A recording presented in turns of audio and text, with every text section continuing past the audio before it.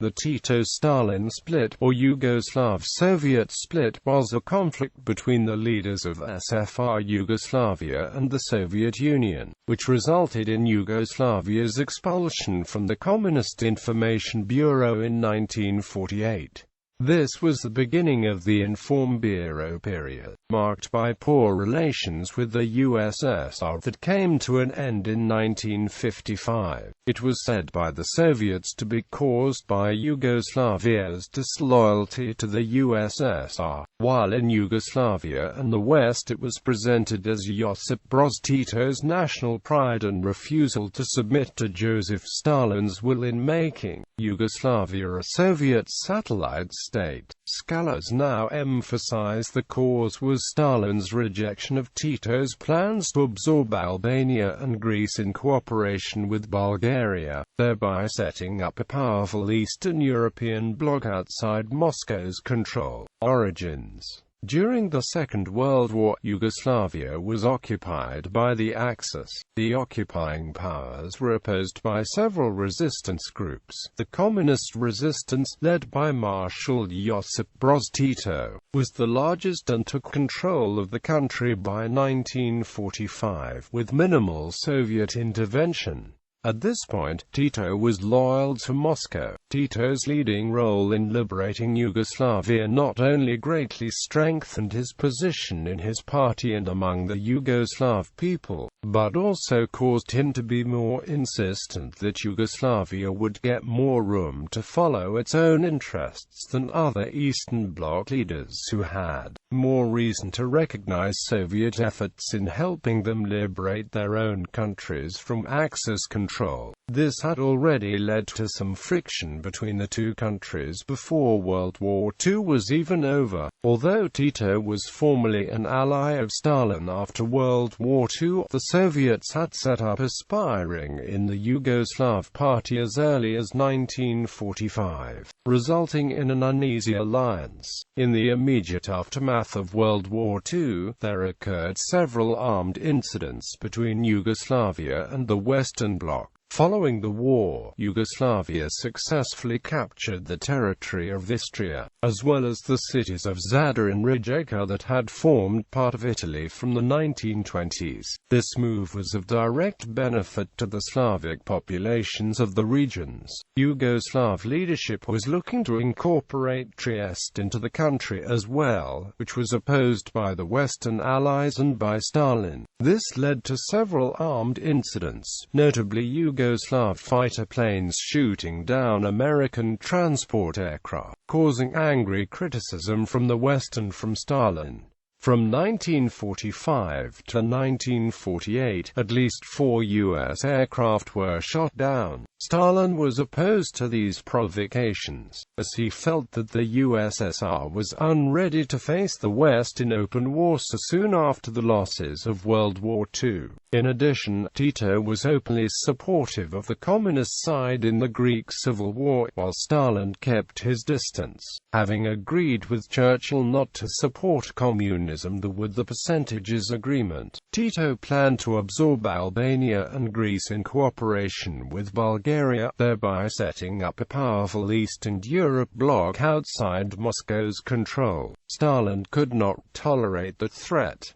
First Common Form. However, the world still saw the two countries as the closest of allies. This was evident at the first meeting of the Common Form in 1947, where the Yugoslav representatives were the most strident critics of the national communist parties viewed to be insufficiently devoted to the cause, specifically the Italian and French parties for engaging in coalition politics.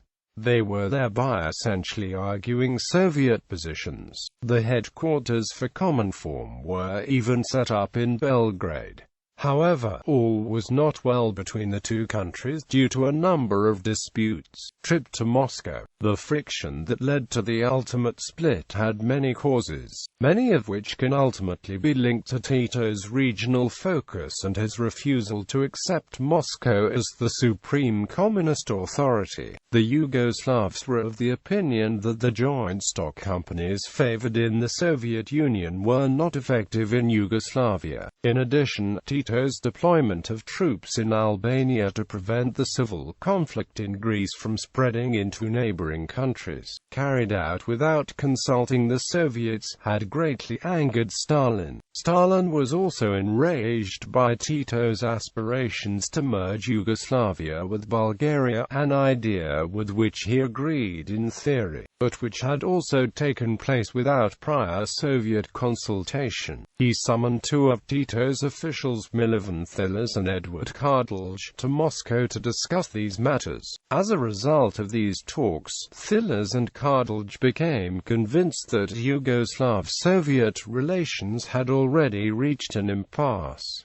Letter exchange. Between the trip to Moscow and the second meeting of the Common Forum, the Soviet Communist Party and the Yugoslav Communist Party exchanged a series of letters detailing the grievances. The first CPSU letter, on March 27, 1948, accused the Yugoslavs of denigrating Soviet socialism via statements such as, "Socialism in the Soviet Union has ceased to be revolutionary." It also claimed that the CPY was not democratic enough, and that it was not acting as a vanguard that would lead the country to socialism. Stalin retorted, "We cannot consider this kind of organization of the Communist Party as truly Marxist-Leninist or Bolshevik. One does not feel any policy of class struggle in the Yugoslav Party." The CPY response on April 13 was a strong denial of the Soviet accusations, both defending the revolutionary nature of the party, and reasserting its high opinion of the Soviet Union. However, the CPY noted also that, no matter how much each of us loves the land of socialism, the USSR, he can in no case love his own country less.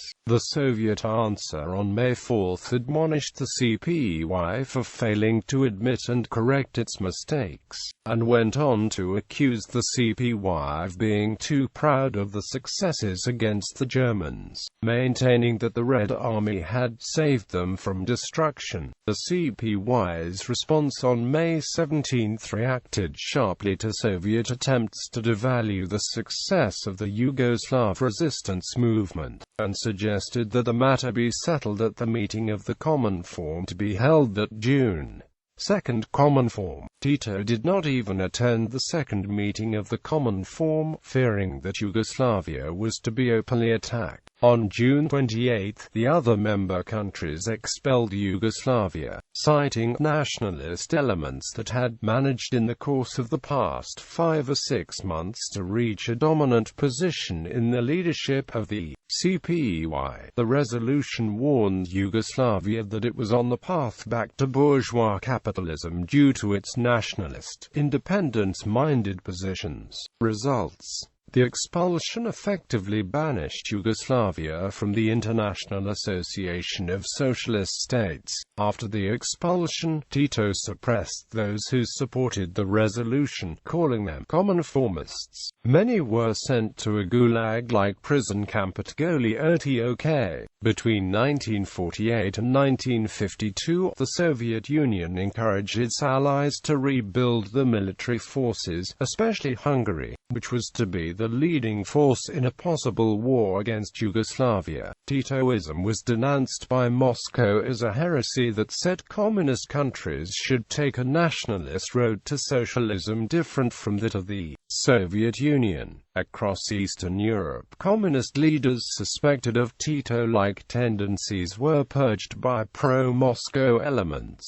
After Stalin's death and the repudiation of his policies by Nikita Khrushchev, peace was made with Tito and Yugoslavia readmitted into the International Brotherhood of Socialist States. However, Relations between the two countries were never completely rebuilt. Yugoslavia would continue to take an independent course in world politics, shunning the influence of both West and East. The Yugoslav army maintained two official defense plans, one against a NATO invasion and one against a Warsaw Pact invasion. Tito used the estrangement from the USSR to obtain US aid via the Marshall Plan, as well as to fund the non-aligned movement, in which Yugoslavia was a leading force.